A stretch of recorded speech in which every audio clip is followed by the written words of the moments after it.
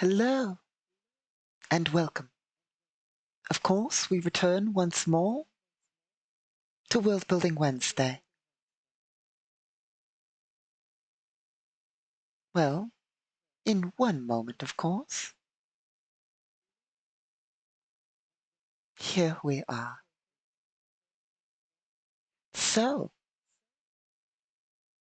it is, as stated, of course, Worldbuilding Wednesday. I am, however, ever so slightly unprepared. Admittedly, much like last time. Of course, I got distracted working on the rulebook. So, I realized I didn't actually even load in the campaign file. One second.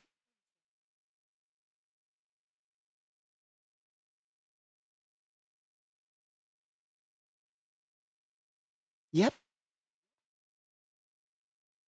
Almost got it fixed here.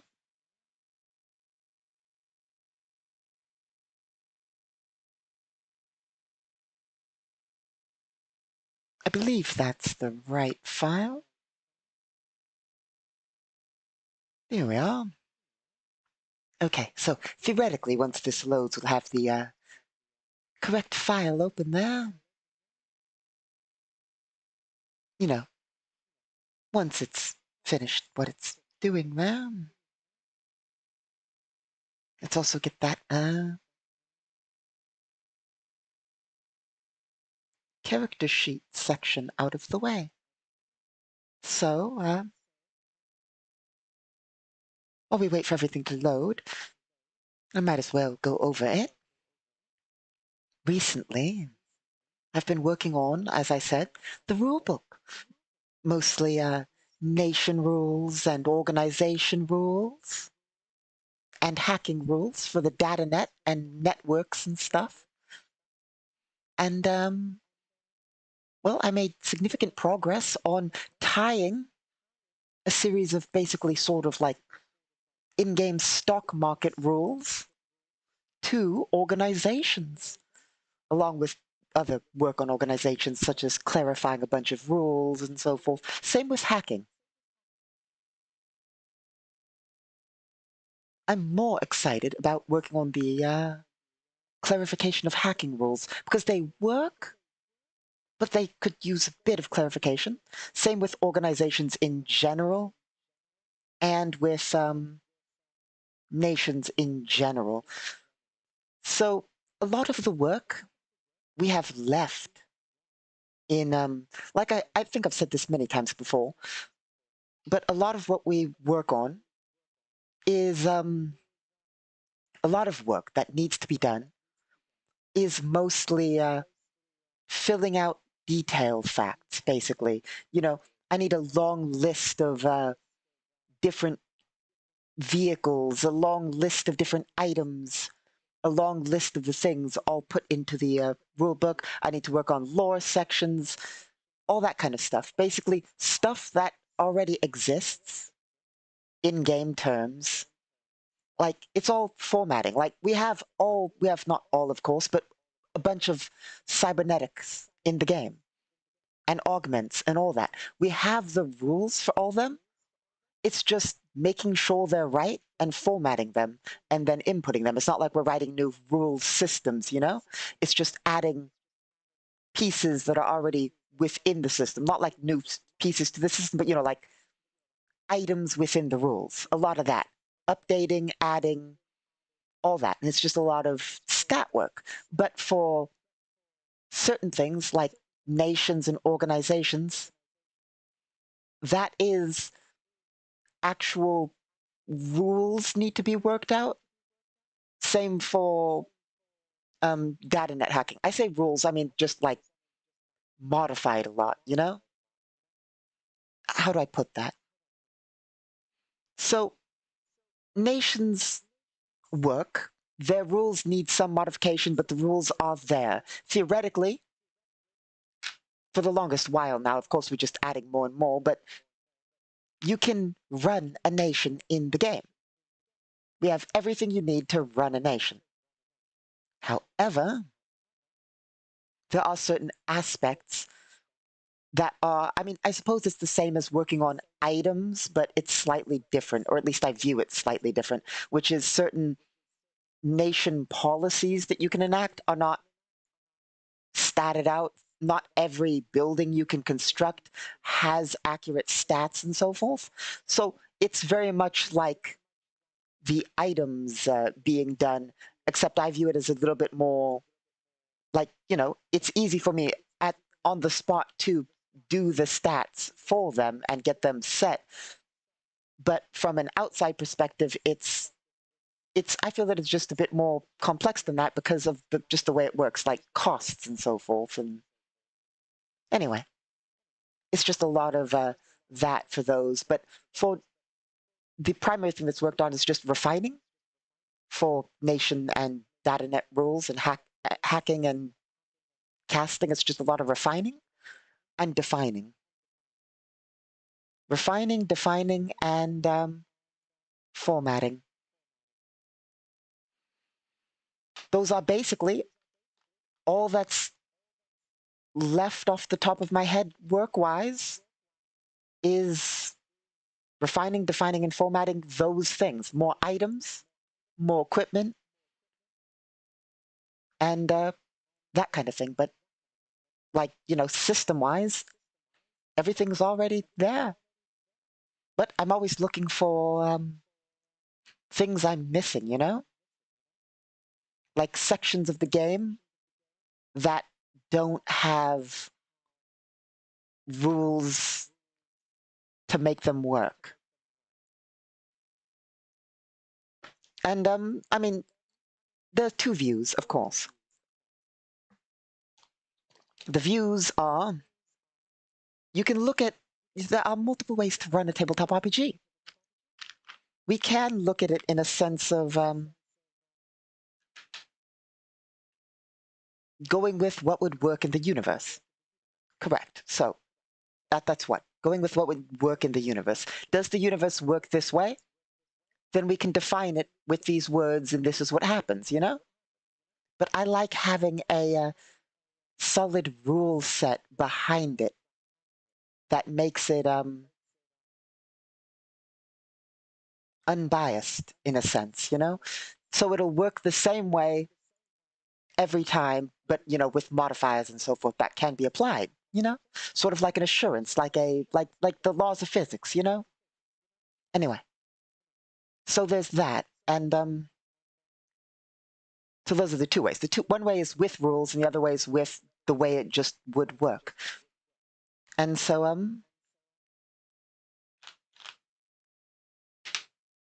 I stack the dice in this little container, and I don't know, I just feel like I'm missing a die.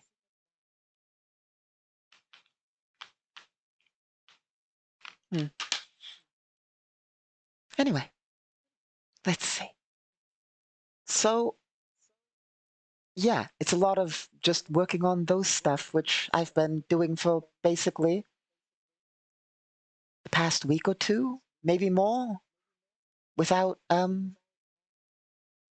basically doing anything else. All of my spare time has been put into that kind of stuff, which is a bit more like it's not it takes work to do, but we got it done. For instance, as I mentioned, we worked on basically stock market rules because I didn't think they were defined enough in how they work. Some of my players are running an organization, and they keep talking about maybe selling stock. So I had to write the rules for it because currently the way it was set up is theoretically, as a player, you can invest in like in-game companies and so forth, but it was in no way tied to organization rules. So basically, you could approach this separate system of investing and be like, okay, I want to invest in this kind of company, make a roll after this amount of time, earn this much. But it wasn't tied at all. It was a separate system. It wasn't tied to the organization rules. And that, well, it was fine because theoretically you could still do all the stuff. It didn't have correlation. That upset me because in life, like I said, we try and simulate a universe here. And so these things are correlated, and organizations' roles and all that and what it's doing should affect these things. So I wrote an entire secondary system to basically sort of replace the easier system in how to calculate it out between these things and so forth. And that's basically what I did over the past 2, 3 days. Look, I lose track of time when working on rules. Honestly, I'll just kind of it's strange working on rules for this kind of thing. When I say this kind of thing, I just mean Galactic Requiem in general, because I'll just be staring at a sheet, being like, how do I do this? How do I work on this thing, for instance? And then just, I'll either make no progress for a long while, and then inspiration will hit. And I'll just spend the longest time writing out something that works, and then there it is. And then on occasion later, I'll go back and go, how did I come up with all these things? Because I won't remember how exactly I came up with it. I called it sort of, go into a state in which I work on the rules and things just make sense, you know? And then they work. I mean, I can always reverse engineer it usually, but when working on it, sometimes things just fall into place and you go, oh yes, this is how it should work. This all makes sense. And then later you look back and you're like, how does this, I mean, it works, but how does it make sense? You know? Anyway, so I'm just now, I mean, that I finished a lot of organization stuff, it is literally just doing a bunch of math and statting out policies and statting out building structures and all that, which is very freeform, much like items, but as I said, I view it as a bit more systemy than itemy. But it is very itemy in a sense that the way we've designed the system for that, for policies and buildings, is a lot of policies and buildings can be chosen by the player. There are, of course, some basic stuff, but you can be like, okay, so I want to basically implement this kind of policy. And we can look at the chart and be like, okay, so that would be probably this powerful. And that policy would give this kind of modifier. It's very open to interpretation, Modifiers open to interpretation. Same with buildings, but to a lesser extent. And buildings have certain costs that are required of them, and a lot of the math is just getting the costs down for that. For instance, have you ever tried to calculate? I mean, of course, I must admit, we use a different economic system than you Elysians out there, for you Elysians watching. But of course, for us, everybody here in our galaxy and universe will, of course, know what I'm talking about. But for you Elysians, our economy works a bit different, as do prices and so forth. So, have you ever tried to price a mega project like a orbital ring? Like, it's how much build material of cost, how much better build material, how much credit units will it take to build it, how many workers for how many weeks will it take to make this project and so forth. And it's a lot of math to get it down. And it all needs to be balanced within the system, but be accurate to the in-game economy. And it's a lot of work to even get one thing calculated out for how long it should take, And it's not out of the blue, There are calculations and statistics and so forth that goes into it. For instance, one semi-easy, if only semi-accurate, way to determine prices of megastructures is often to look at starships. We can look at a starship and go, okay, so a starship with its systems, this is a inaccurate way, mind you. A starship of this size with its systems costs about this much. If we strip these systems, because obviously the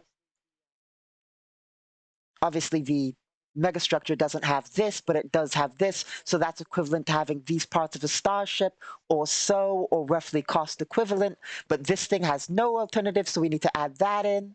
And then, so it's about this many starships in scale cost-wise to sort of determine pricing, and it takes about this many people to build one credit unit worth of material over this many weeks, and it's just a lot of math to get it down.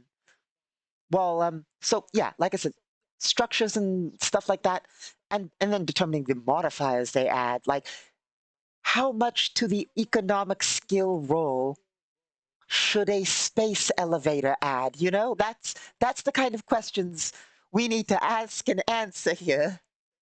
How much of an economic bonus is a space elevator compared to power satellites, compared to a launch loop? These are the problems we solve. And I just, like, it's a lot of work to do, but I get happy when I think about the fact that these are the problems we solve. But I always dread doing the math to get it down. But that's why I view it as a bit more systems based. You know? I view, because like the rules are in existence for every item. Any other item that doesn't, I can usually figure out what it does within the rules very easily. Like exceptionally easily, I can come up with modifiers and so forth that would be accurate to things for like standard items and everything. So I view that as just heavily world building and lore and just adding to things work, as opposed to, like this other thing, which is more the question of what do the modifiers are and actually having to do a lot more math to figure it out as opposed to items. And I don't know why it's different, but like, I mean, of course, the cost just has more steps, but that's not why I consider it more heavy. I mean, I suppose that's a part of it, of why I consider it more heavy work. But it's the modifiers that really, I think, add to the fact that I consider it more heavy work. Because I don't know, it's just easier to figure out what modifiers a piece of equipment grants you than what bonus to an economy a good road network grants. Of course, the way the economics work, like I said, it works different, and like, so the way it would work is such a modifier applies to both skill checks and money checks, technically, because there's an economic skill check made to make money at the end, so I suppose you could just consider it skill checks. But there's, like a maximum bonus of like 40 for buildings. And then that gets divided by 10 at different scales and then added together and then divided by 10 and added together, all the way up to the subsector scale, which is where we measure nations at, which is, by the way, I think I might have, I talked to a lot of people who work on Galactic Requiem and are players of Galactic Requiem on occasion about the rules. So I forget what I've told you all and what I've rambled about at them, because I will ramble at length with people. Well, at people more so than with people, because honestly, I find that explaining systems, even if I'm just talking at someone as opposed to somebody, explaining a system often makes me solve the system. Not every time, but like I'll have a problem and I'm like, how do I solve this?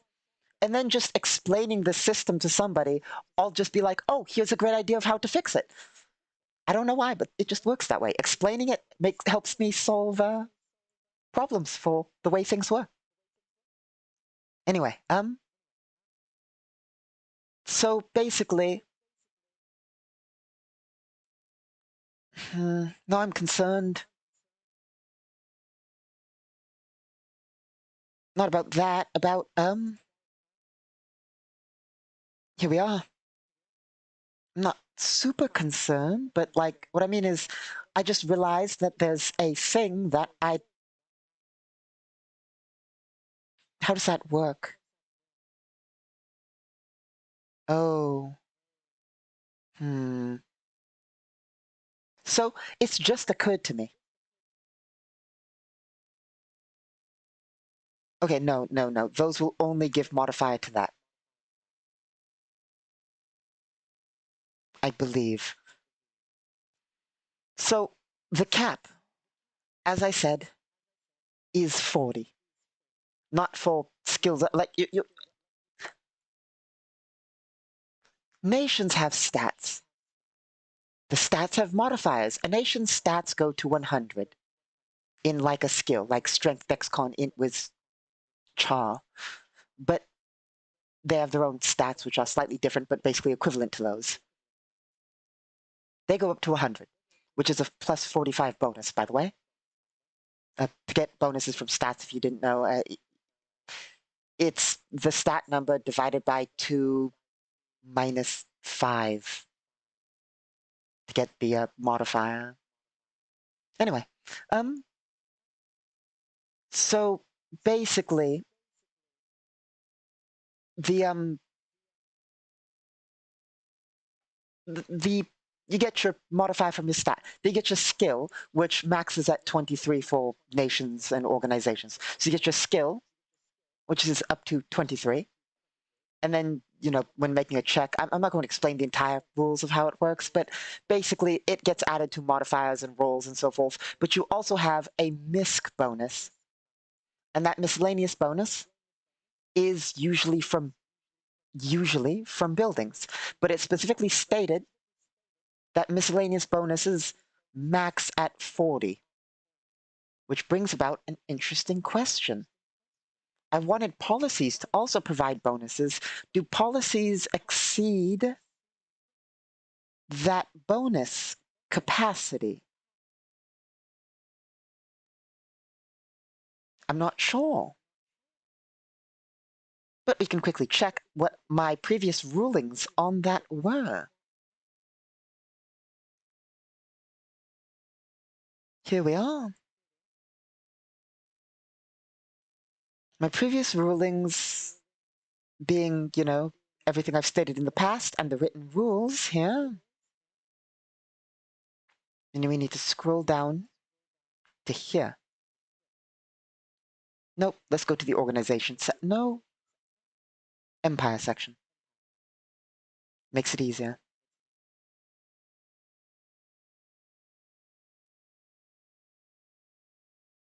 Nation actions. Nation skills. Here we are.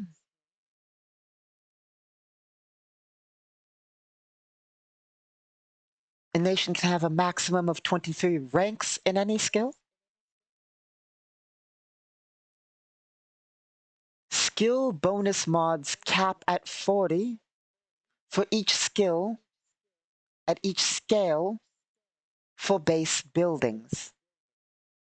Skill ranks and non-skill bonus mods can bring it above 40. Okay. So skill ranks being the ranks you're adding to the roll. Not sure why I'd specify that, but that is basically a worthless statement, to be fair. I mean, it's only there for clarification so one understands just in case. But skill ranks being included in being allowed to make the roll above 40 is basically worthless. Skill bonus mods, however, is undefined. There is absolutely currently no definition for what a skill bonus mod is,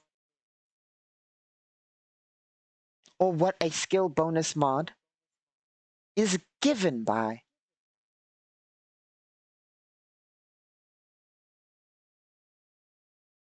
No, no, no.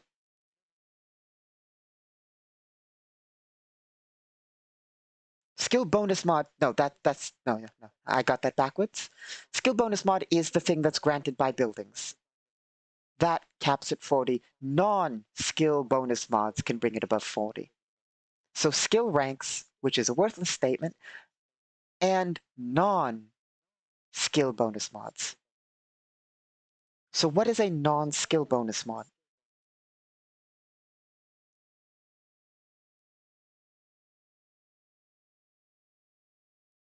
There's also one bit of rules I'm not too sure about,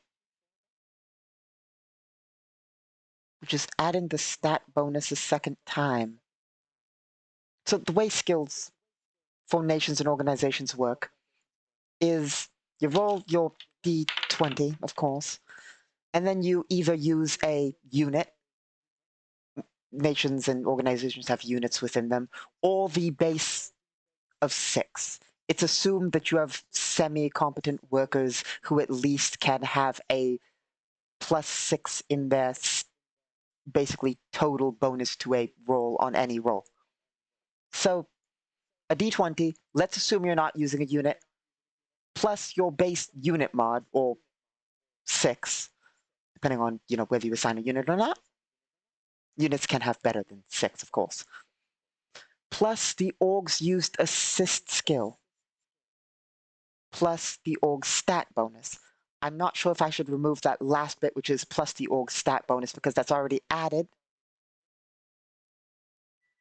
into the, I mean, there should be a reason why it's there. Might be a good idea, might be a bad idea, I'll have to test it, but that's basically what's done. You might notice the skill, there's no like plus the org skill, it's plus the org's used assist skill. What happens is an organization makes a similar roll.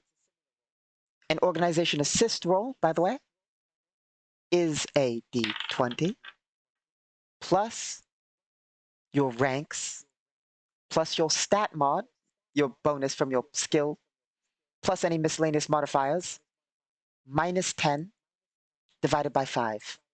And that's added to that roll, basically. It's an indirect bonus provided by a organization, basically. It counts as an assist because you're not personally rolling with like the stats. Anyway, it makes sense. Trust me. Let's see. So that's that section, and that's basically I need to know what a non-skill bonus mod is. Does a policy count? That's the real question. That's basically the real question. What is a non-skill bonus mod? And is it a policy? Is a policy falling under that category?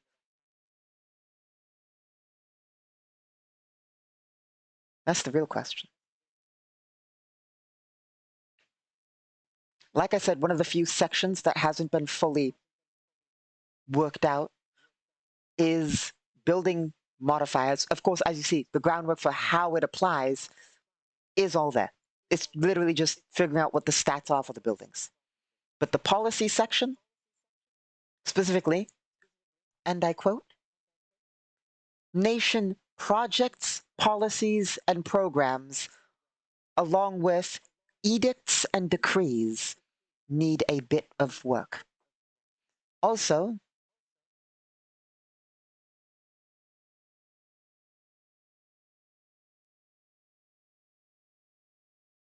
new plan that just occurred to me.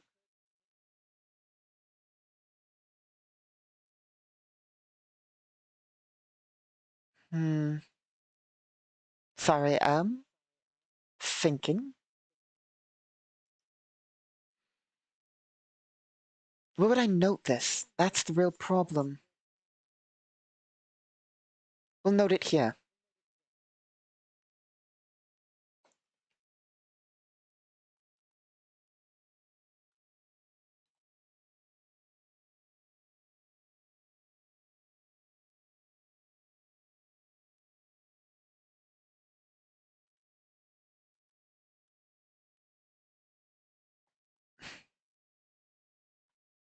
Sorry, working.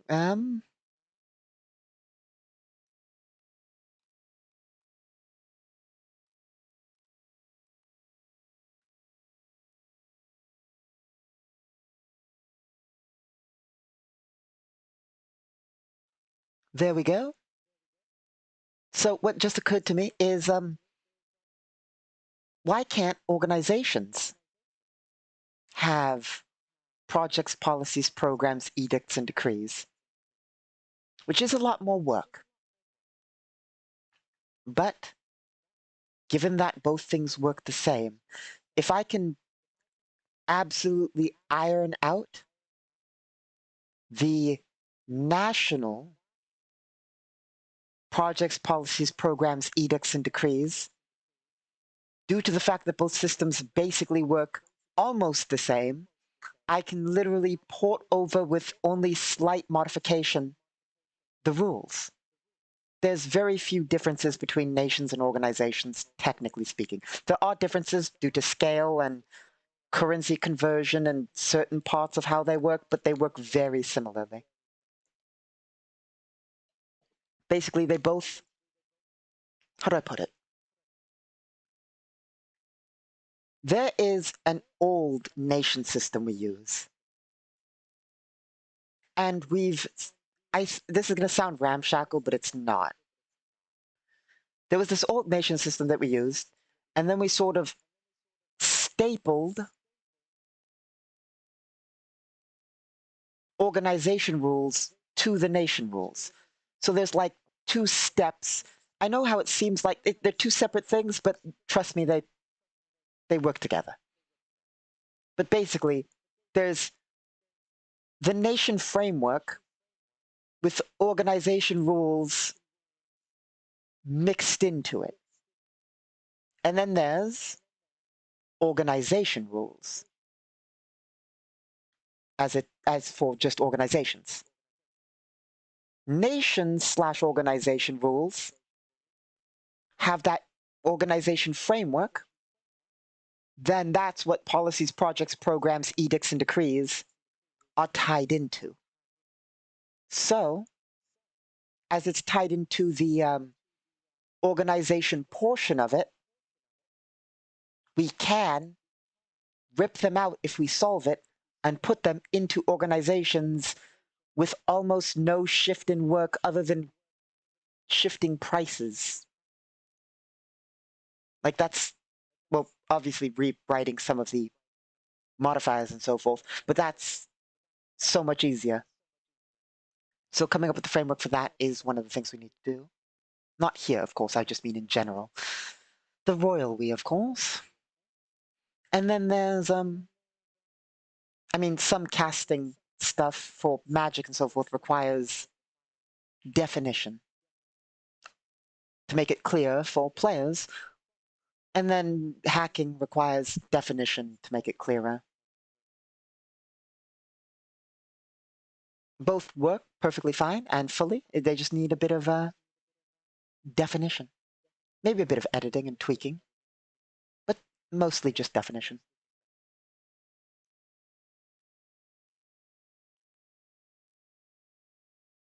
So, yeah, that's that. What else is there?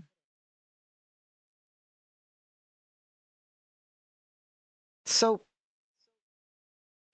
I mean, we're more so talking about systems. And we've rambled for so long about systems, we might as well talk more about systems. Datanet. Of course, that's how we're broadcasting to you, yeah? As you can see over there. Datanet is one of our primary things. The Datanet is, of course, the space internet. And basically, obvious electronic devices that have signals are loosely connected and hackable and so forth. And the rules for that are there. There are several sets, of course. There's easy hacking. Then there's hard hacking. Then there's full-on net diving. And yeah. So certain sections of that are a bit fuzzy, need clarification and the like. For instance, well,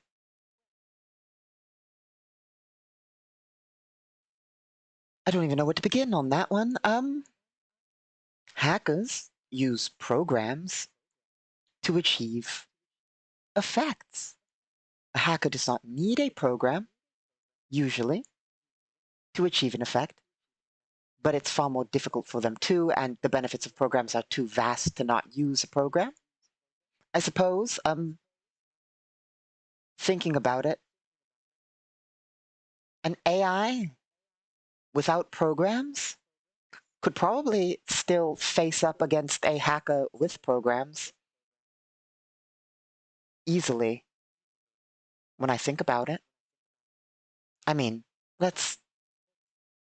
I'm curious now. We have an interesting rule, which is designing programs. We have a chart of how long it takes to design a program. Here we are. Program design. So theoretically,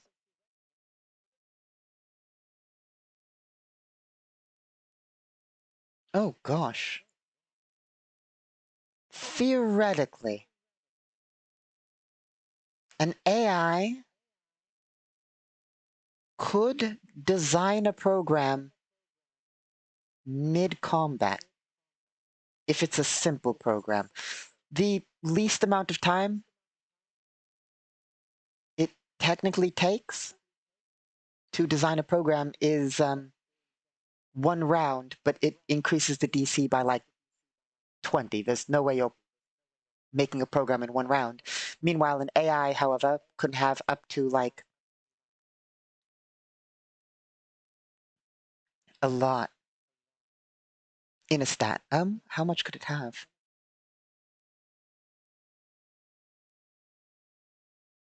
Here we are. Yeah, top tier AI, you're looking at like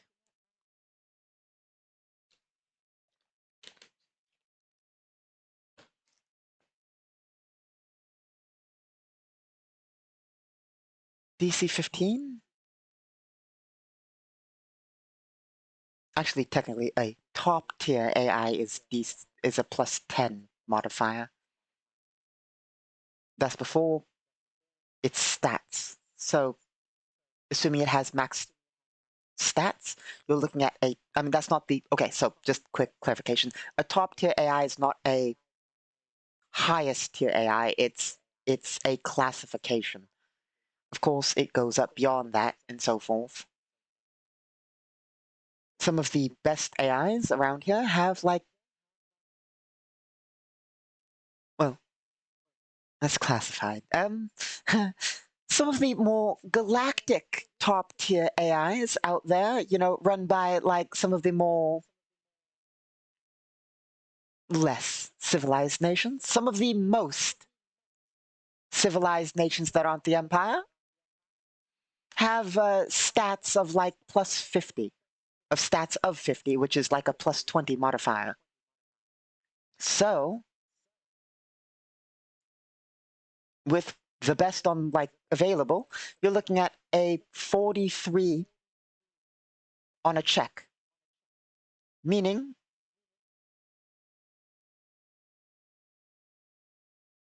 that's without rolling, by the way. So you're looking at like being able to design a standard program in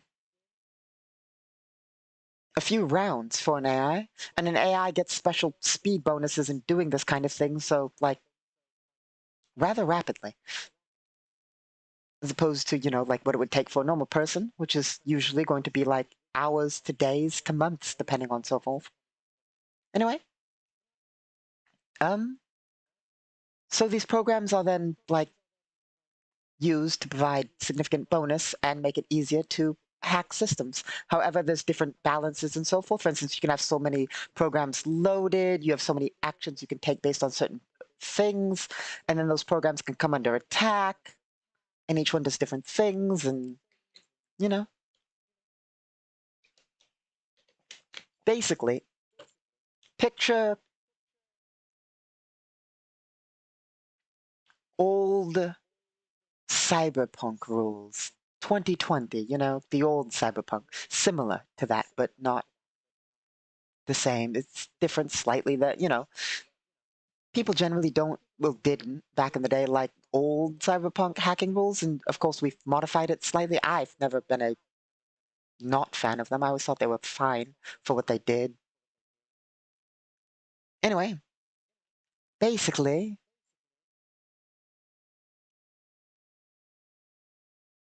there's programs similar. Each program has different types similar, you know, anti-system, anti-program, anti-personnel, anti-compiler, et cetera, different types of programs.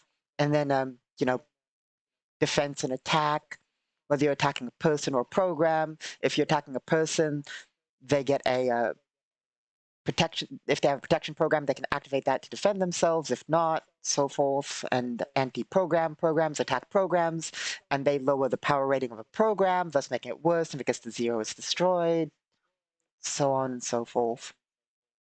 But there's some defining that needs work. Same with casting. A bit of defining for players of what's capable on each tier and so forth. But a lot of that's just defining and modifying and so forth. And yeah, we also allow players to design programs for hacking and so forth, assuming they meet the DCs and all that, but they can design programs and all.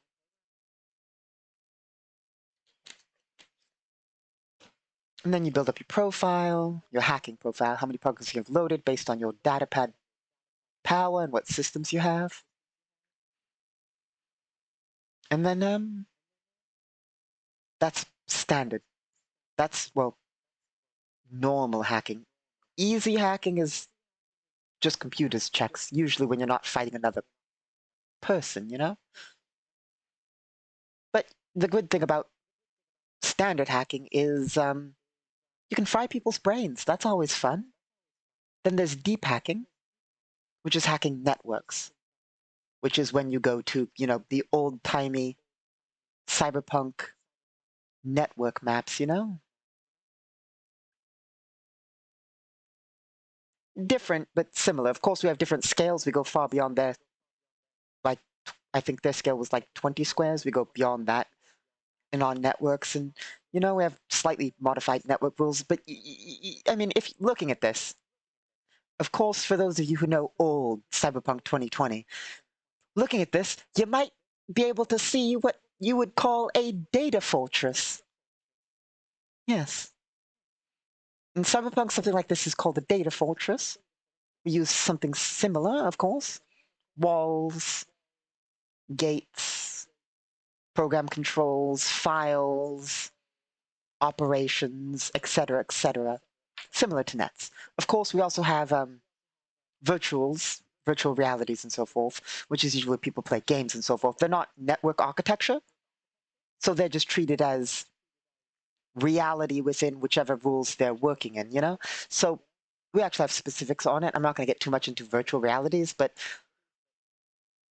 basically, simulated worlds work under the standard rule set of how the universe works, but with modifications, of course. If you design a virtual reality and you want to make it so things work in this way, they can, you know?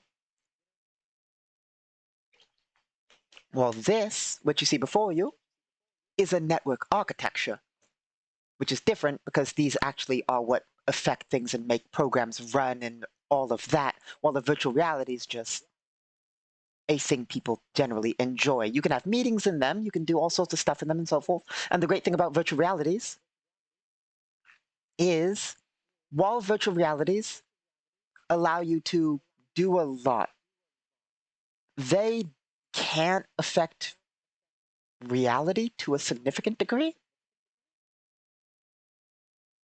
For instance, you can't really affect a system from inside of a virtual reality. You also can't affect reality when inside a virtual reality, usually. There are ways you can affect a system in a virtual reality when inside a virtual reality, but that's up to the designer of the virtual reality, of course. There has to be systems that allow it, you know? If you design a virtual reality in which, you know, if you find this object in the virtual reality, this door in the real world will open. That's specified by the designer of the virtual reality. There's no, you know, if it's not granted to you, you can't really affect the outside world in a virtual reality. However, in a virtual reality, you can theoretically do a bunch of things such as talk with people, entertain, theoretically, train, and so forth, theoretically. But a virtual reality has the option of speeding up time by 60. So for every second you're in there, 60 seconds pass in the real world and so forth, and all sorts of stuff like that, you know? And all sorts of stuff and rules in regards to all that. And so, you know, you don't need to obviously enter a network architecture to hack, as you can use easy hacking or standard hacking, which takes place in normal reality. But if you're attacking like a system, like a corporate server or you're trying to sneak past into a corporate server, you're going to probably enter a network architecture. Because it's one thing to hack a car, an automated car.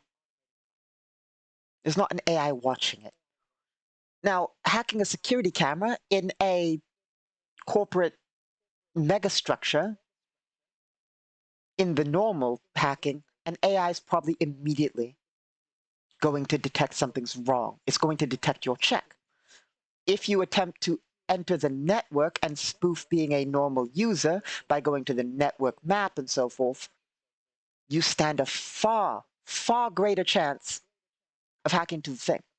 Also, this distance is used for remote hacking and so forth. Anyway, there are reasons you'd enter this and reasons you wouldn't want to, depending on situations and so forth. But like I said, we have rules for literally everything. You want to build a starship, we have rules for building a starship. You want to do some science, we have rules for doing science. All that stuff.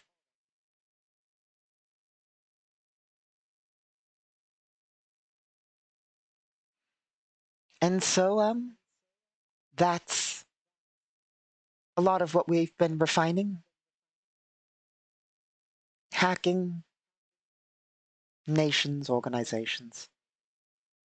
Like I said, we do need to define some casting stuff, but I haven't been working on that recently because I've been working on the other two. Nation organization and hacking. Admittedly, working on defining hacking and specifically working, I got that backwards. Working, no, it's tied in. Working on defining certain parts of casting and work on defining certain parts of hacking actually affect each other. Because while they're different, of course, some hacking effects are similar in what they can achieve to magic effects, but only in a sense that basically illusion, like what normal D&D would consider as like illusion and mind affecting. I forget what that was. Is that what they call enchantment or something? Those two types of effects are similar to what one would consider a hack able to do to a mind with a anti-personnel hack. Anti-personnel hacks in their tiers have equivalent for like mental control spells, you know, like what were some of those spells? Command or control or so forth? For instance, theoretically, if you hack into somebody's brain, you can alter their perceptions. Thus, the same sort of tiers of how spell level equivalent to power level in things, which helps define them. But, you know, lots of stuff like that.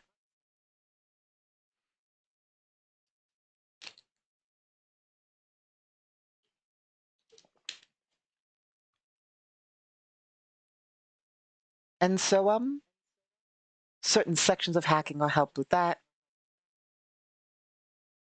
We actually recently, I'm still half debating it, but I'm pretty sure it's just going to be true.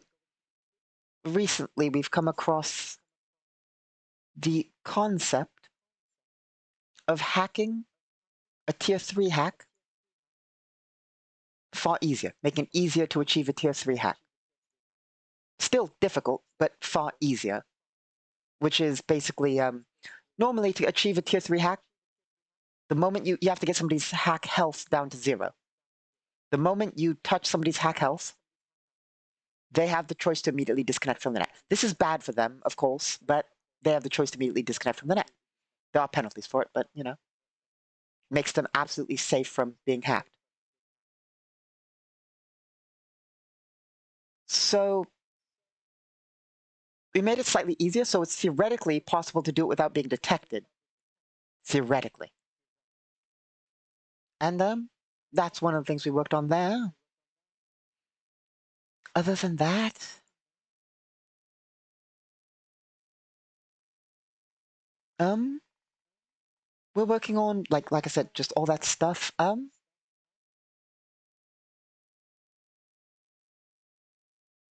Obviously at some point, I'm just going to absolutely have to start working on formatting the item blocks and filling all that out at some point.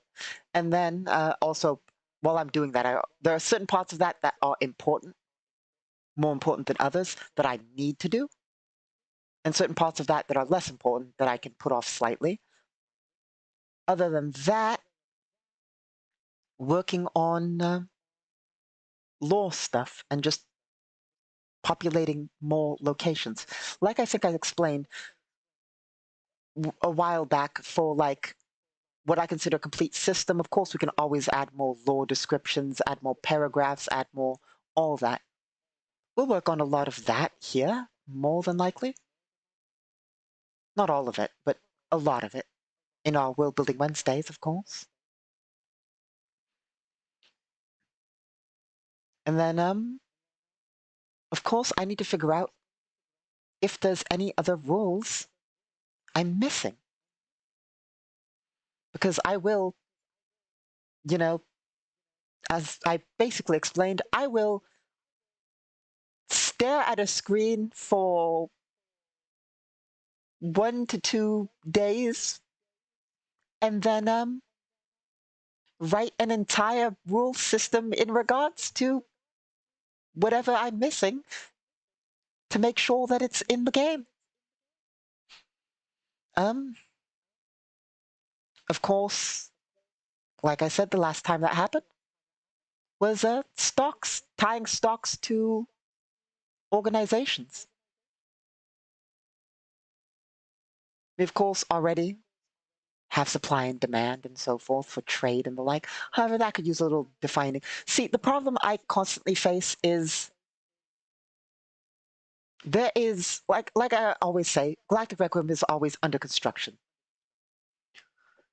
we can always use more little bits, and I can always find things that need tweaking or small things that could use maybe adding and so forth constantly. We're at what?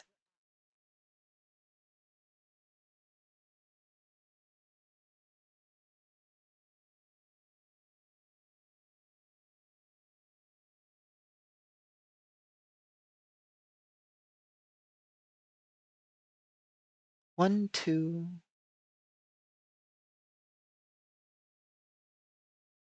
five,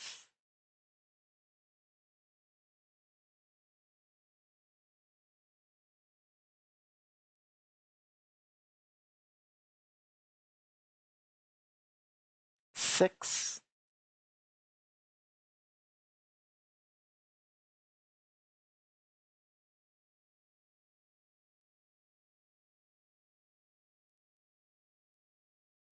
seven, 750,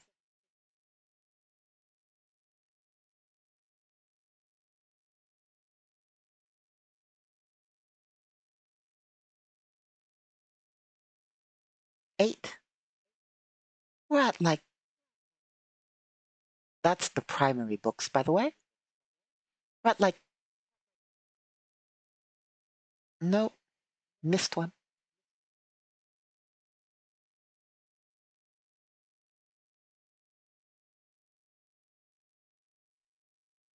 900 pages of to the dismay of my players. We're at over this, by the way. These are the like 5 primary book sections added together.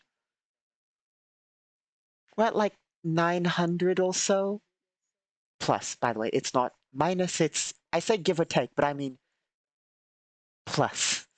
Um, pages of 0.6 font.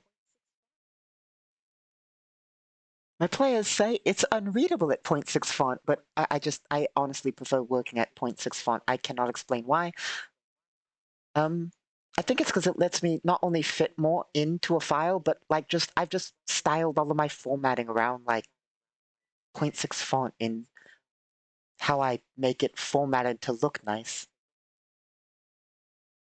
But yeah, we're at like 900 plus pages of 0.6 font in just the main rulebooks. Like that's not counting the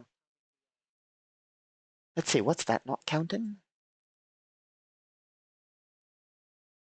That's not counting additional and future-based rules, starship construction and vehicle construction rules, starship and vehicle operation rules. We won't count random generators in that total, but there's an entire series of random generators. Come on, internet, don't explode, please. Obviously not counting the NPC books.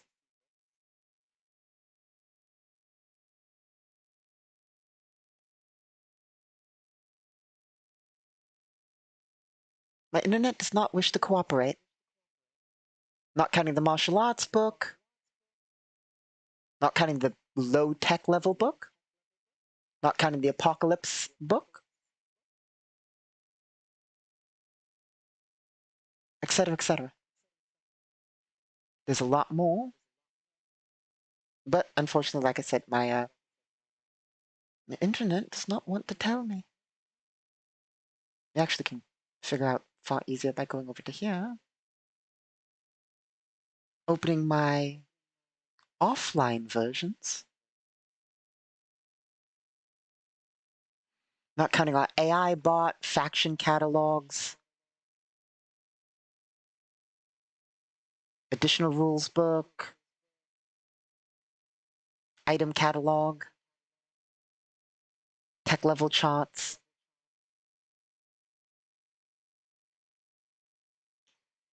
etc., etc. The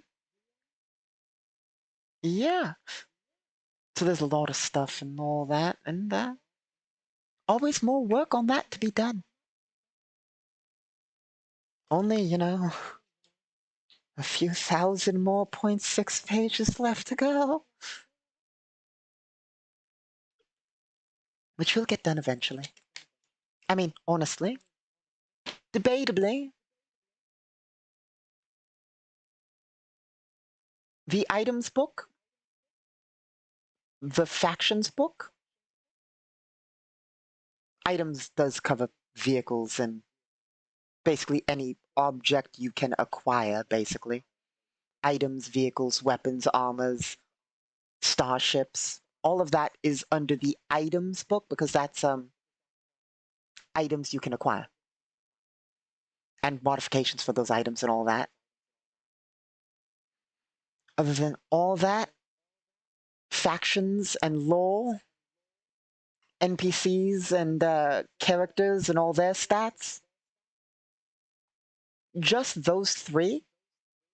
Also, systems and what we call the Galactic Standard Astronomical Catalog, which is the list of stars and what's in them and so forth, along with nation sheets and basically, strangely enough, items and lore and basically all the stat blocks and so forth is going to be longer, even at 0.6 font, than everything done so far.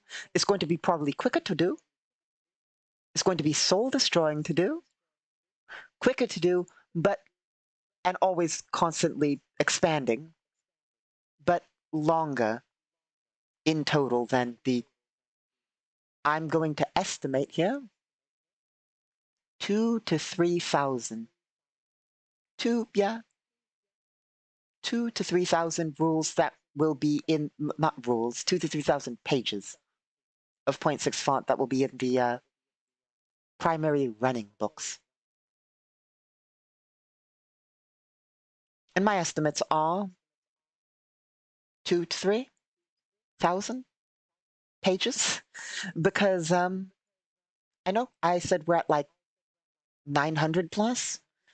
That is before fully defining vehicle construction, fully defining every option in Starship construction, fully defining every aspect of policy and so forth in nations and organizations, everything buildable in that, rules for designing weapons, and we already loosely have those, but they need a bit of defining, and just so forth, like, and given the fact that, like, all those books I mentioned that we didn't add to the numbers because I didn't bother opening and counting them because my internet would, not work well. I think we're at currently 1,005 or more hundred pages currently. That's a rough estimate because I didn't count them, but plus fixing and finishing all the additional parts of them will likely bring us to 2 to 3,000. And then, like I said, all the items and lore, and not even counting the random generators, or updates to the bot.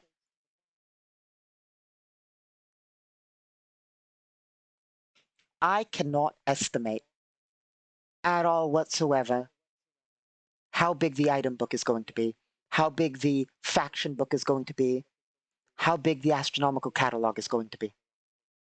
I cannot even begin to define those because those, like I said, will be constantly expanding, and I don't know how many items that is going to be and how much space is going to be to describe each one. So, we're looking at, just for the base rules, 3,000 also, and for all of that, we're looking at probably an additional 6,000, maybe. So, yeah,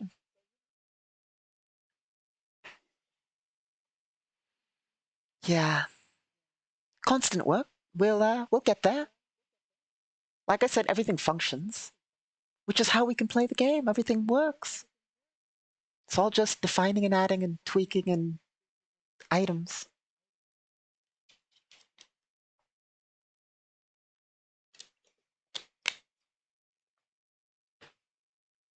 So,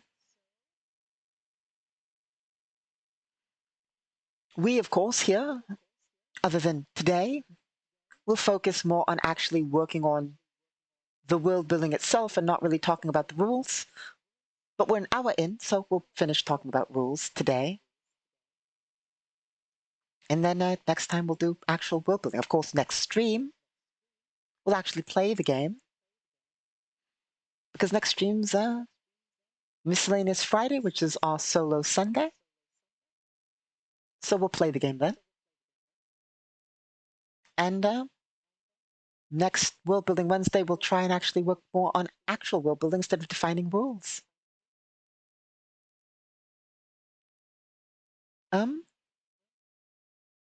So there's that.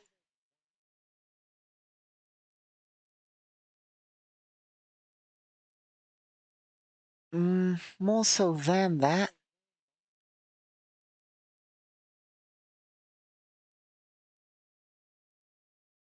Well, of course, there's, as I said, sectors that we're always working on. We eventually are going to finish this sector.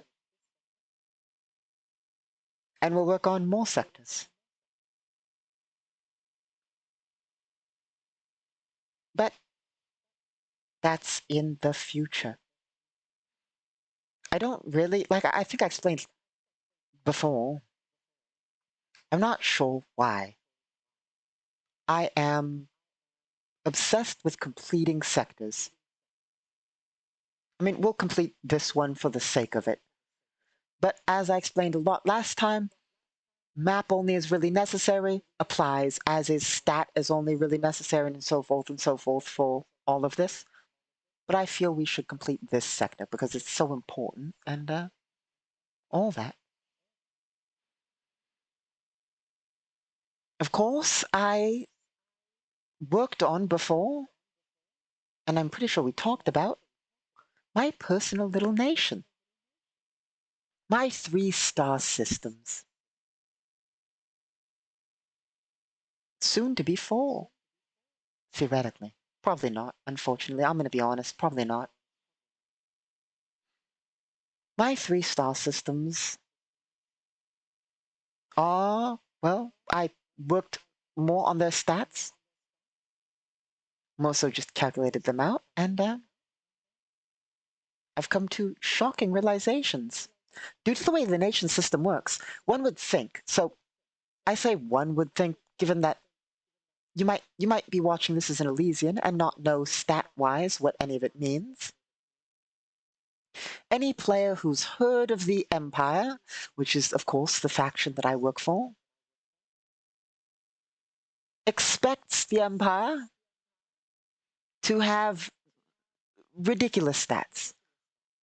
The Empire is, of course, for those of you who don't know, like I said, the faction I'm from, and of the one of the oldest surviving ancient nations, not from this reality, of course, and the most advanced nation in the galaxy, along with being, yeah, the most technologically advanced. We have the most territory and all that. We are sort of the great villains of the galaxy, you know? We are, story-wise, sort of the great empire that sits there, sort of a threat to the galaxy, you know? Never acting in cohesion. Reason for that being is because of our, you know, I think I've been over it before. The way that we're structured in the Empire is that we are a bunch of lords, and, you know, we often fight amongst each other more than we fight others. Also, the current Imperial War going on, in which the corrupts are fighting the loyalists and all that. But basically, historically, we are the main endgame villains of the galaxy, you know? Of course, we're not evil. I've been over that before. I'm not sure if my rant is even here. Might be in a previous unarchived video, but we actually bring peace and prosperity to the galaxy, etc., etc., etc. I mean, you know, I'm not going to do the rant. We don't even have the music prepared for that. Anyway, so we're sort of like the great enemy, the end game, end tier, galactic scale threat. So usually, given our mega structures, mega weapons, advanced tech, more advanced tech than literally anything else, people expect our stats to probably be maxed out. And that's mostly true. But I mean, stats are stats and they work the way they work. And it turns out that due to the fact I only have 3 systems, technically my personal domain's stats when dealing with nations are only at a what, plus 30, and all the scores count as 70. Of course, my personal stats and so forth are far lower. But, on a nation scale, my little nation gets a average of like 500 to 600,000 credit units, or that's math. Oh gosh. That would be 10 billion. That's a trillion.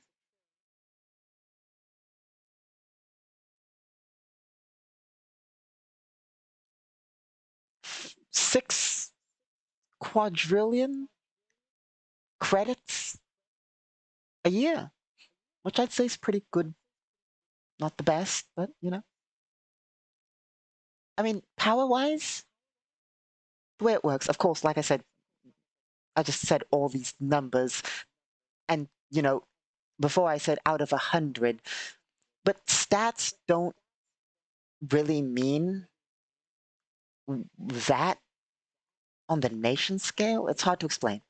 I could have 100 in the stats, absolutely maxing them, and that doesn't mean I could fight a nation with half the stats, but a few subsectors, because their output would still probably be higher than my 3 systems.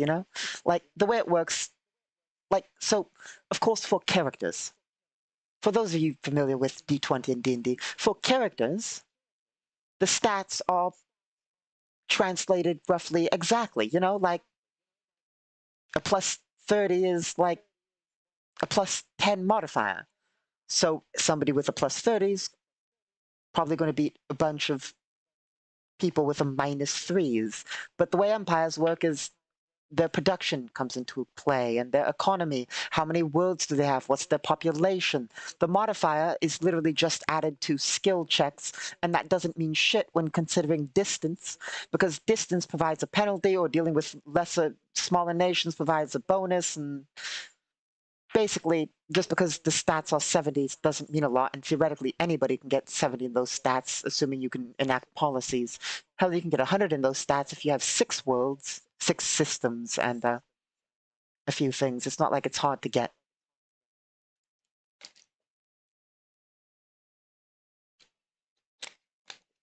But basically, equivalent-wise,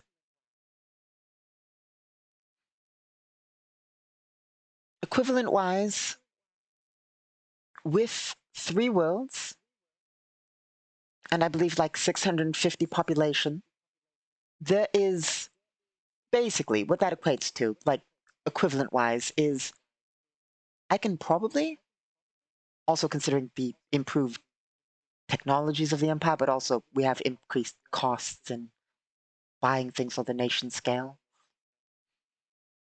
But given all that, I would guess that personally, I could fight 3, not 3, but I mean it's like double to triple what the scale of my nation is, I would assume.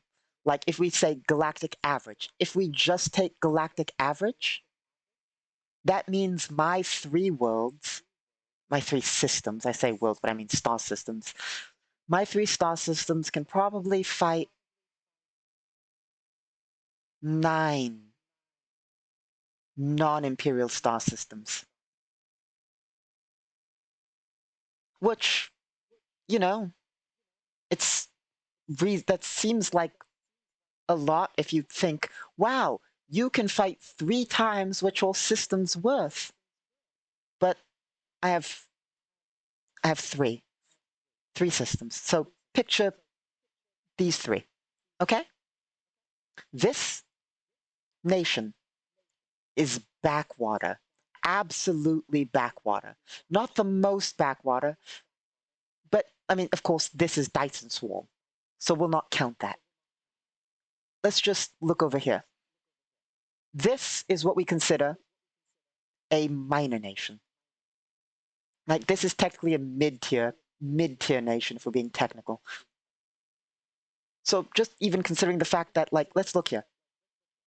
This one sector, a nation with one sector, can probably fight my nation equally. And that's what we consider a small nation. So, you know, like, scale-wise, it's not like I'm going to achieve much. It's why we failed at taking a Dyson Swarm, you know? Dyson Swarms are far vaster than what I can supply. I've actually lost, a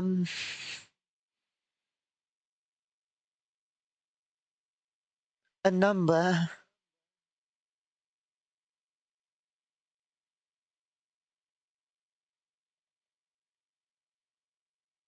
Let's see. Yeah, I've lost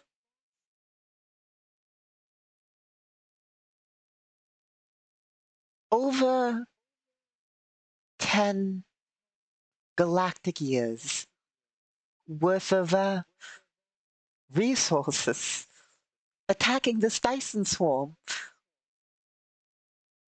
Yes, 10 years worth of resources.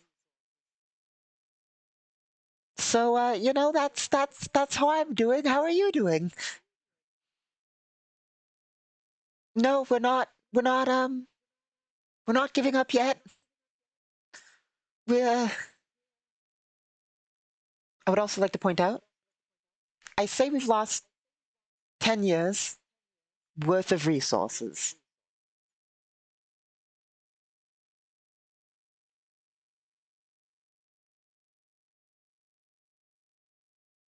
In a couple of months. We've lost 10 years with resources in a couple of months. You know? And when I say resources, I mean like 10 years worth of the total economic output of my empire, not the grand empire, my 3-star systems in a couple of months. So you know, I'm doing great on my conquest, you know? It's it's not falling apart. It's not crumbling. No, no, no. We'll continue. We've made progress. A few stations have been captured. We've captured O'Neill cylinders. We are making progress in this conflict. Yes, yes. It's only cost us. In addition to that,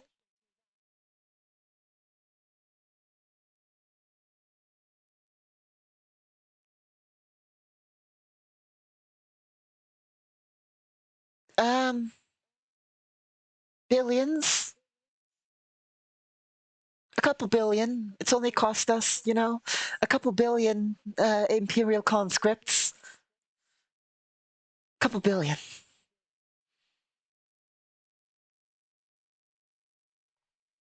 Like, you know, 2 billion conscripts.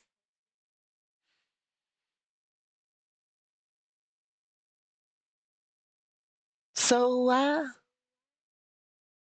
yeah, we'll pull through. We'll win. There's one thing the Empire has.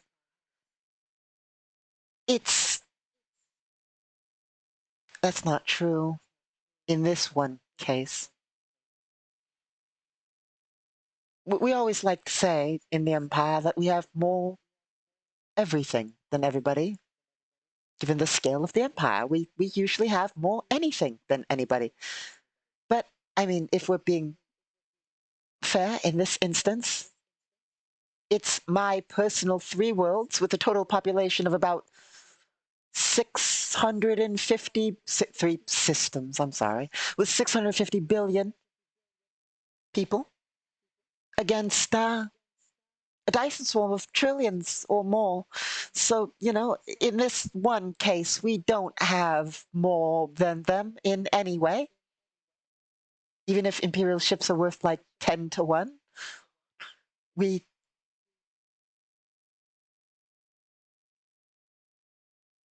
I'm genuinely considering not continuing this conflict. I mean, what are we getting? Like, what are we actually achieving?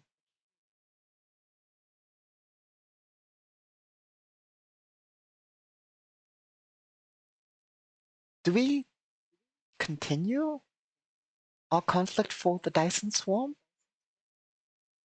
Now that I'm looking at all the numbers and thinking about it in this way, do we continue our invasion of the Dyson swarm? Like, so here we are. Let's go to the map. The big map. Nope, the big map. Here we are. For those of you who don't know, I am over here. Right here. No, that's not it, isn't it? Yes, that is. For those of you who don't know, my personal star system is basically here on the galaxy map. Right there. Not literally all that territory that blue line is marking off, but within there is where my nation is, of course. I believe that's visible. Yeah, I'm not covering it up. Good. Yeah, right there. That's where my nation is. The thing about that is the Dyson swarm of Sacred Grove is over here. We've talked about the scale of this map. Getting there, we have to use Imperial jump drives. We also all can use the jump gate here. Problem being, I would have a part of my little domain so far disconnected from anywhere that it's strategically worthless. Other than like shipping resources, but which is why I'm considering not continuing an attack on the Dyson swarm. We could.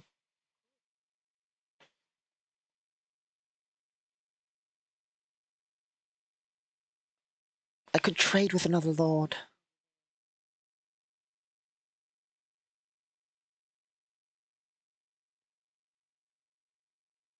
How much will they want? Can I afford it?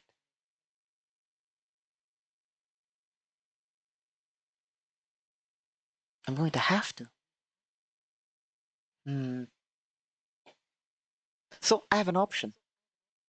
I could basically trade systems with another Imperial Lord. Ideally, with an FTL connection to my territory. I border multiple other Imperial Lords. If I trade systems, or basically purchase or acquire a system from them, I will then have 4 systems and can gain my title update.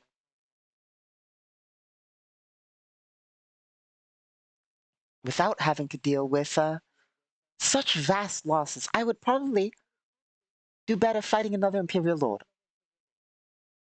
Honestly, yeah, I would. I have a better chance of succeeding fighting another Imperial Lord.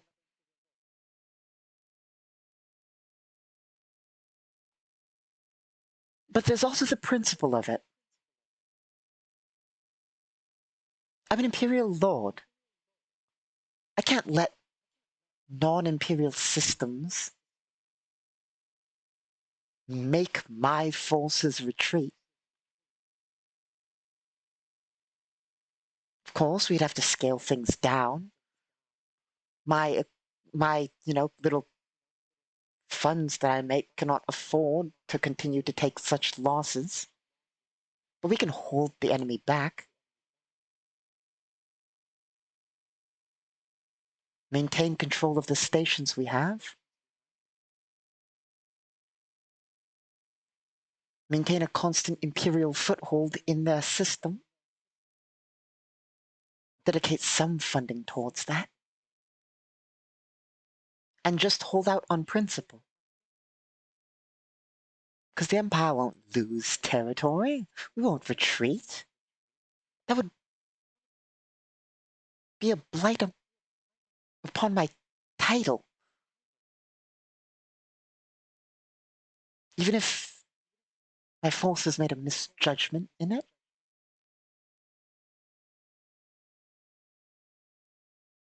Yes, we will do both. We will maintain control of the system. We will cease our... Well, we've already slowed our offensive, to be fair. We'll cease it. Hold our little section of the Dyson Swarm. And trade with Imperial Lord here to get our title. Imperial titles, for those of you who don't know, are based on territory. The amount of star systems you have determines your title. And I, as I think I stated, am one away from a title upgrade. Of course, I, your host here, am of the title of Dame and or Knight. They are equivalent title. And that's my title, of course.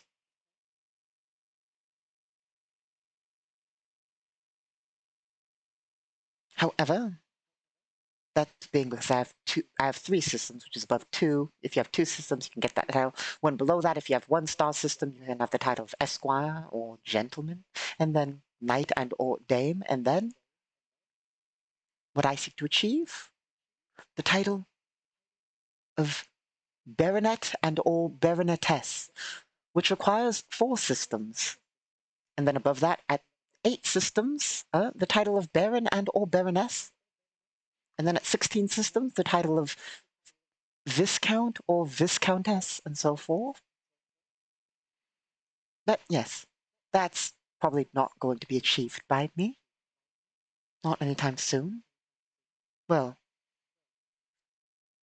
as an Imperial Lord,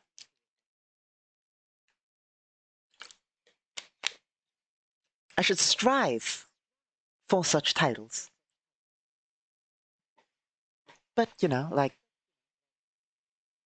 don't expect to have any such amount of systems within,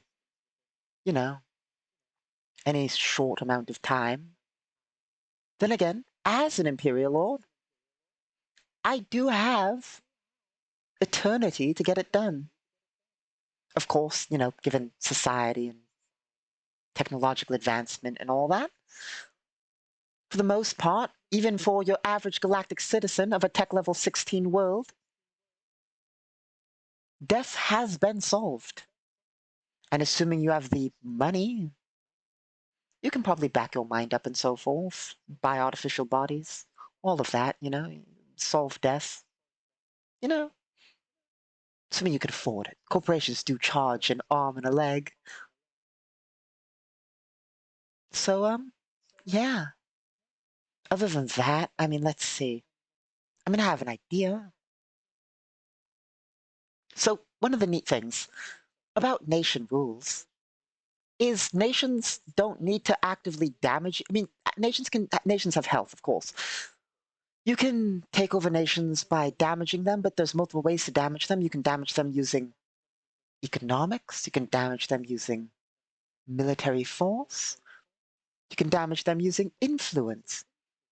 You can damage them in a variety of different ways, and you can take over star systems by doing that and so forth. And that's one way to achieve my goals, should I wish to fight other imperial lords for territory. Of course, given the current state of the empire, loyalists versus corrupts and all that, we can't, I mean, we can fight other imperials, but it's slightly frowned upon currently, at least fighting other loyalists. So, it is rare that we talk about my plans in my personal domain. We usually talk about just overall lore and the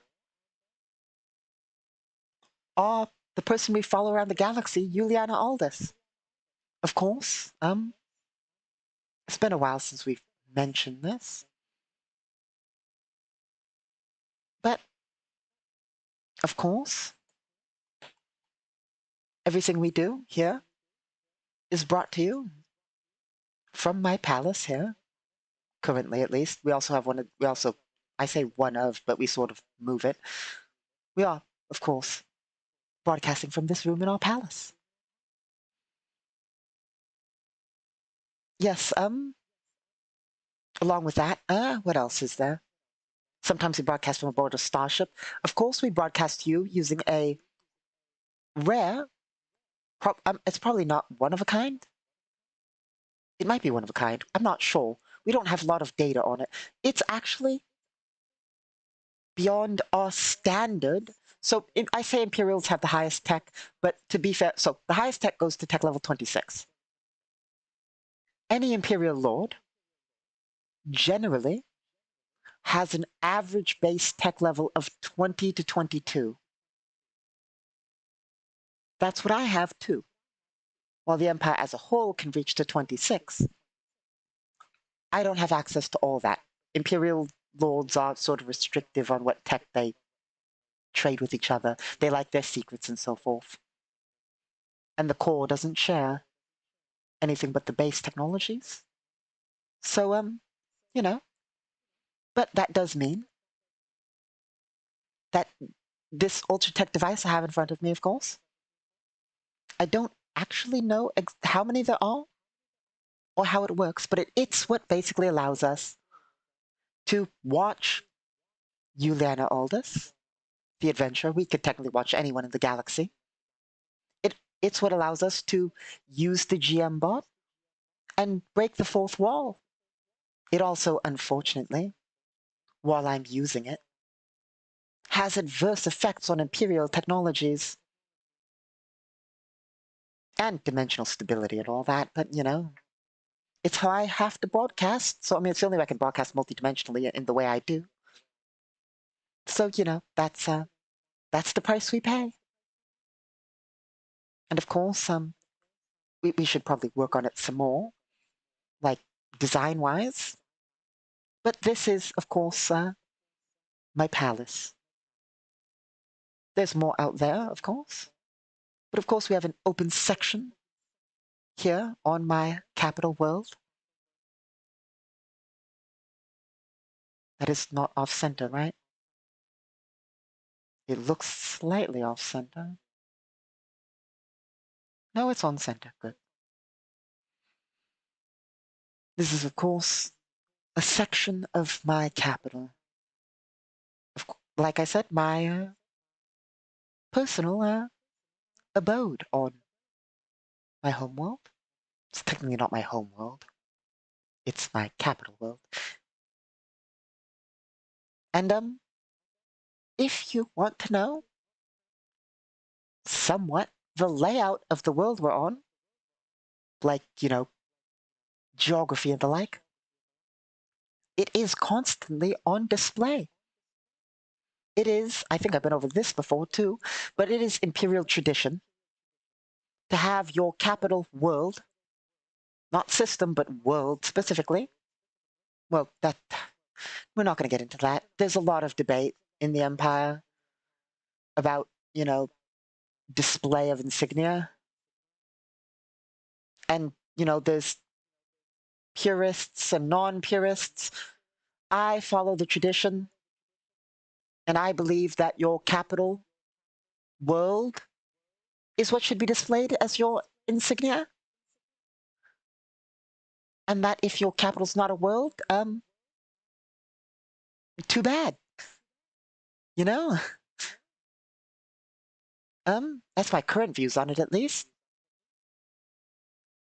But there's lots of debate in the empire about if you have a Dyson swarm and that's your capital, is it the station that you use or is it the swarm? And then do you have of course you need your sword behind the thing. Of course, like the entire roundabout of this that I've gone on topic is the layout of the continents on my capital world have constantly been on display to you. At least half of them.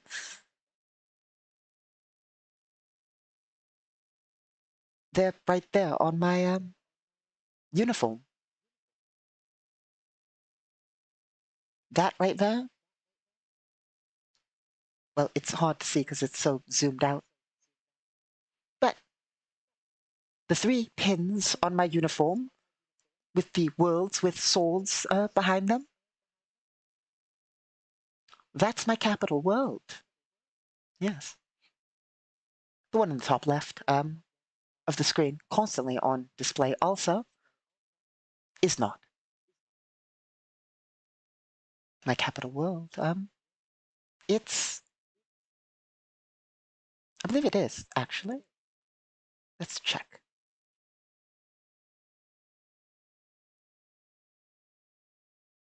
Yeah, I believe that might be the other half of my capital world. The opposite side. I'd have to double check. I don't have a globe in front of me. Nor am I going to access the net right now, because that would interfere with my, broadcast device. I just mentioned the interdimensional instability and that it affects my technologies. But anyway, I'd have to check, and we're not going to check right now, but I'm pretty sure that might be the other side of my world. Anyway, of course, we have a few gun positions, security, checkpoints, so forth, elevators heading up, and stairways, few additional rooms. Need to work on it a bit, of course. There's more rooms all around, of course, but we don't have those mapped out. We have a couple of grand dining halls and meeting rooms. I actually think we're going to get a bigger one. This is a bit small for a grand hall. I mean, it's a bit large by some standards, but it's a bit small by some standards for a grand hall. So I think we might have an additional grand hall somewhere. Of course, we have my throne room. We have a security room. Managing an empire does take work. We have another sort of conference room for, long conferences. It's a little table for, getting food and so forth. Of course, we have our broadcast room. There, over there. But we do have people working on our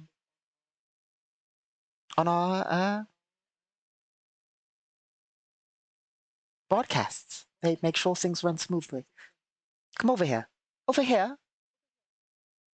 Let's get one of those conscripts over here. There is a bit of a delay between, there and here. But any moment now, you'll see. No, where are you? No, where are you? Wrong one.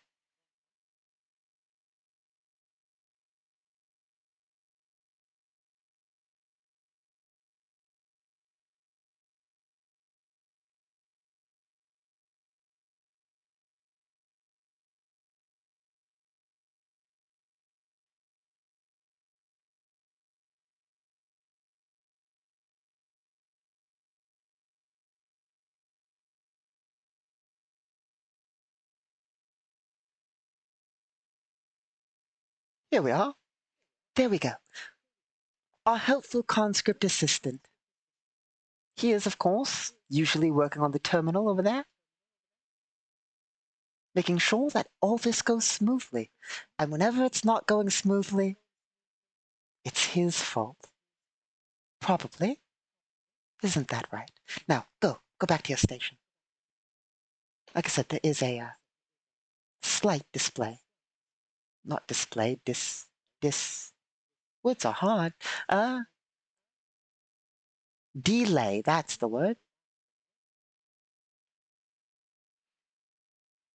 But yes, our helpful conscript. Both of them, making sure that all this runs smoothly. One, of course, trying to handle our tech, and the other handling our broadcast to the normal galaxy. And we couldn't do it without them. So, despite our harsh views towards our conscripts, we do appreciate their efforts. They do their best. And they will do their best. And in 2 years, they'll each get paid like 400,000 galactic standard credits or something like that. And they'll be on their way. And we'll get some more conscripts. It's not like you'd know the difference. Our conscripts do all wear the same armor. It is, standard template armor for the Empire. Hell, I could have swapped the conscripts out at any point, and you wouldn't know. But I assure you, these are the same conscripts from the beginning. And whenever I have my conscripts get me coffee, by the way, if you wanted to know, they literally just cross that hallway over to there. Get the coffee from the machine and cross all the way back over to here. Unless I'm on my starship. When I'm on my starship, it's a bit different. But, we also have a map for that. But, that's how that goes.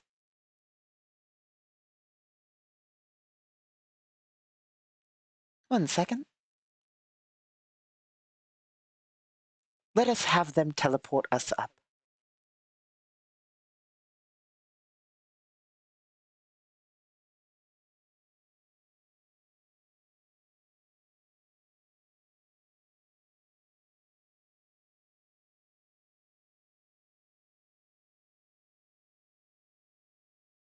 Surely we have our ship laying around.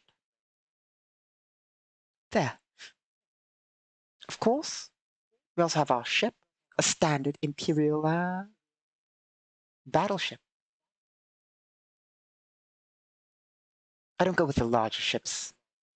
Of course, there are Imperial dreadnoughts and super dreadnoughts and so forth, and assault battleships and heavy assault battleships and so forth, but, up here, we usually broadcast from the bridge. And our coffee machine, because it's always important to know where the coffee is just down there. Anyway.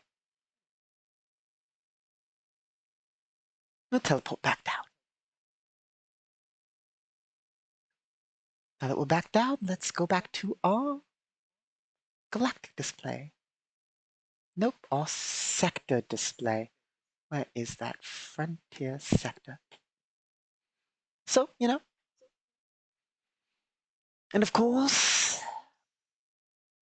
we are constantly working on, like I said before, we're constantly working on the rules. And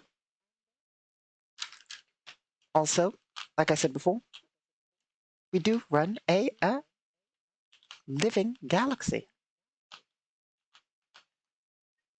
So, for all of my plans, I am out there in my home system doing stuff. Not that any of them would be, stupid enough to try anything, they'd have to fight past, like billions, billions, to get to my little palace if they wanted to try and fight me or something. So, anyway. I also need to make sheets. I need a quick way. So, nation-wise. Nation-wise, running a nation, we also have to run NPC nations, and not every nation has a stat block. So the quick nation rules also need a bit of work. Basically generating quick nation stats, which we've worked on a bit. Basically, of course, there's player-run nations, which we go into full detail for, usually.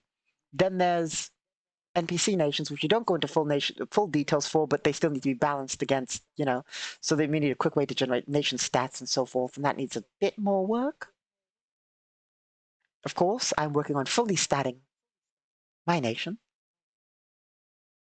Statting nations isn't so easy, by the way. It's not like statting a character block. I can make a character block in like a minute, a couple minutes. Making character blocks is easy. Making nation blocks is hard because of all the calculations of economics and buildings and structures and policies and dividing and multiplying, and all of that makes nations a bit more complex to run than. Same with organizations, except for organizations, it's assets and properties and et cetera, that apply, that make their stat blocks harder to generate. So, which is why we need a quick way to do it, but, like still comparable to player nations, but for easy calculation. Because it wouldn't do to have to go through an entire player nation turn with everything that entails for simulating nations and the like, which is what we usually do. Actually, right now, that's what we do. Well, we don't go full. I mean, it's like we use quick charts, but the quick charts, we're deciding to add a bunch of new modifiers to them after talking with one of the Galactic Requiem founders. We discussed basically the principles of it and came up with an idea to make it slightly more complex, because the way it was run before was far too vague for my liking. So now we have a bunch of different modules that can be added to simulate a bunch of different things, but those need a bit of work. We need to add a few more modules and so forth. But yeah. Also, I'm excited for our future projects. At some point, we will do all sorts of more stuff. Like, not only will we follow around Juliana Aldous, we can follow around a bunch of other characters. We can do solo TTRPG nation running, or organization running, or all sorts of different characters, all sorts of different options, literally anything. Also, like I said, we have Galactic News planned. We also have our lore series, which we are still working on. Admittedly, I've been sidetracked. A bunch of games came out, and then more work on other GR stuff. And now we will, I mean, it's been delayed, but we will, we will get to our lore series and news series. I'm still conflicted in our lore series about my plan. Because, I think I said this before, in my lore series, I want singular videos covering topics, covering broad topics. Like our first video is probably going to be about FTL. I have a script, like the first draft of a script done basically for FTL.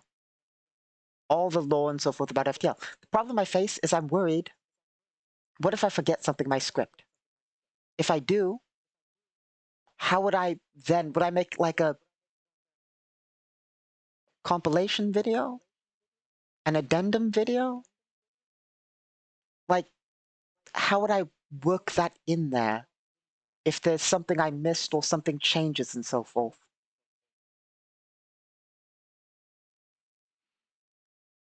Would I don't know how to format that video-wise, you know? It wouldn't do to just redo the entire video. So my current idea is still sort of like additional videos on occasion that are like, here's an update of something I missed and so forth. But then the problem is, how do I label those? And that means the video that is supposed to be the complete information on it isn't complete. You know, like that stalls me on working on it because I feel like no matter what, maybe I missed something, you know? I'm not sure how to fix the plan of making sure that everything's there.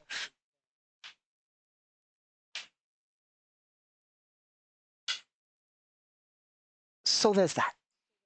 As for news, I mean, that's, like I said, far easier to do. But I have fancy things planned for that. We can always do the unfancy variant of Galactic News, but I also have a fancy variant I want to do. I also have a fancy variant of the lore videos I want to do, and then there's the standard variant. Of course, all available. It's just the fancy variants are basically ideas of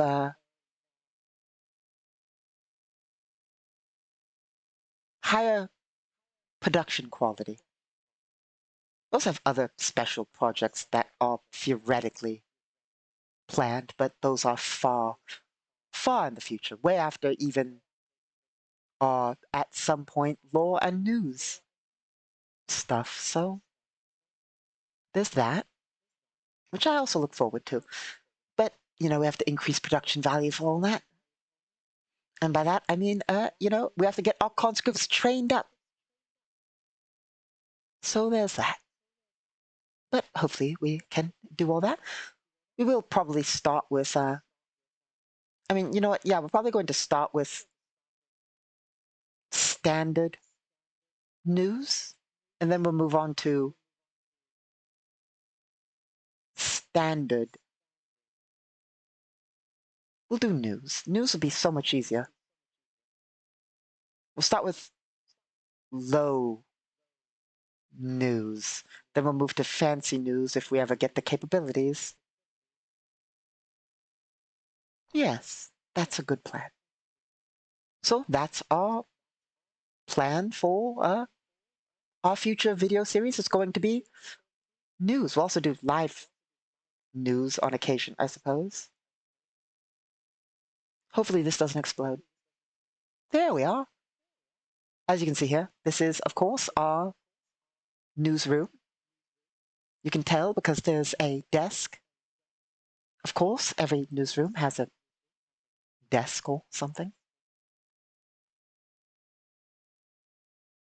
And, I mean, I can't open it right now due to the way it's set up, but I assure you, my conscript, both of them, they quickly shimmied a desk over here. That's how we go about this. We are literally in the exact same place. They just shimmy a desk over. So, you know, there's that. And this is where we will do our news, of course. Of course, my plan. I'll tell you a little bit about my plan. My plan is to get a nice backdrop. You know?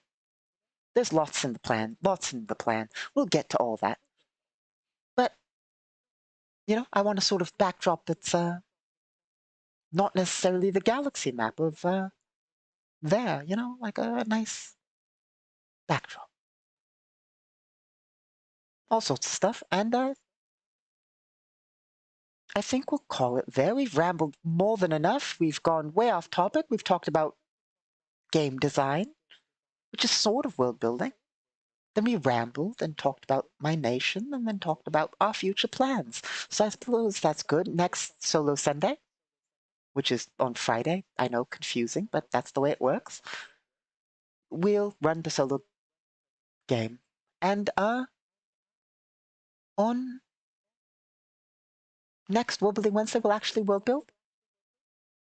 And the other projects will come along when they come along. Thank you all for stopping by. I am going to stare at a sheet and figure out how to modify game rules.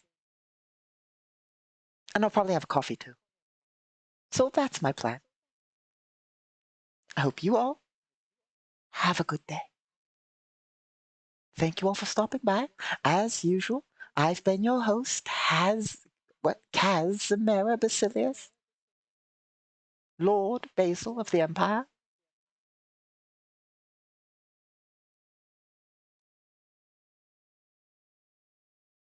And, sorry, my conscripts have to,